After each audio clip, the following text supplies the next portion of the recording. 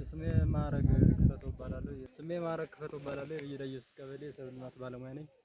ያው እንግዲህ ክላስተር የስንዴ ክላስተር በሰሜን ጎንደር በግሪ ፕሮጀክት አቅርቦት የተሰጠ ዘር ሲሆን ያው እንግዲህ ክላስተር በጥቅሉ ሁለት ክላስተሮችን የያዘ ሲሆን ይህ ፕሮጀክት አንደኛው ክላስተር በርካ ፋርኮ ይባላል። ሁለተኛው ደግሞ ድግድጊት ክላስተር ይባላል።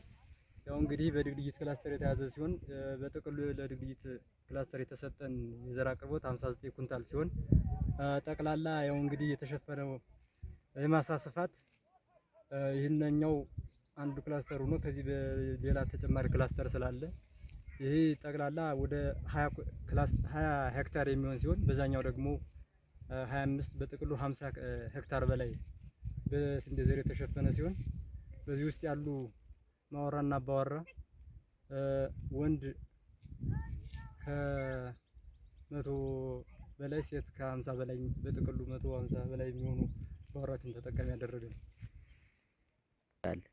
እሺ ያው እንግዲህ ከክላስተሩ ያው የተወሰነች ከአንድ ጥማድ ያልበለጠ አልፎ ገብስ የተዘራለ ይህ ገብስ የተዘራው ምናልባት በጊዜው አርሶ አደሩ ሩቅ ከመሆኑ አንፃር ዘሩ ሲሰራጭ ባለመገኘቱ ዘሩ ከተሰራጨ በኋላ ስለመጣ ያው የወሰደው አማራጭ ስለሆነ እንግዲህ አርሶ አደር ለወደፊት ይህን ክላስተር በማየት በሰዓቱ የግብርና ባለሙያና የሚመለከተው አካል መልእክት በሚሰጠው አካል መጥቶ የዚህ ተጠቃሚ እንደሆነ የምናስተላልፈው መልእክት ያው ዞሮ እንግዲህ የተዘራው ገብስ እንደምታዩት አንድ ጥማድ የማይሞላ ስለሆነ ክላስተሩ እንደምታዩት የሀሪፍ ክላስተር እያለ መጥቶ ትንሽ ያን የቀላቀለ ሲሆን ለወደፊት ግን አርሶ አደሩ በሰዓት እንደሚገኝና እንደማንኛውም ሰው ተጠቃሚ እንደሚሆን ኃላፊነቱን እኛ ወስደን እናሰራለን የሚል ነው ያለኝ።